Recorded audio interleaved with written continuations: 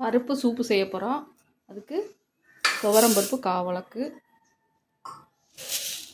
பாசிப்பருப்பு இந்தளவு போட்டு கழுவிக்குவோம். பருப்பை கழுவிட்டேன். தக்காளி, பச்சை மிளகா, வெங்காயம் போட்டுக்குவோம்.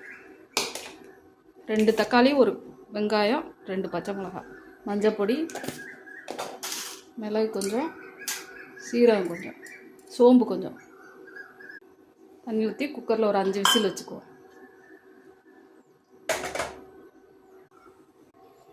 பருப்பு எல்லாம் வெந்துருச்சு. குக்கரை எடுத்துக்குவோம்.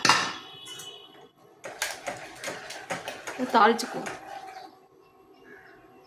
கொதிக்குது. 1/4 ஸ்பூன் மிளகாப்பொடி, தனி மிளகாப்பொடி, சோம்பு பொடி 1/4 ஸ்பூன், சீரகப்பொடி 1/4 ஸ்பூன் போட்டு உப்பு போட்டு கொதிக்குவோம்.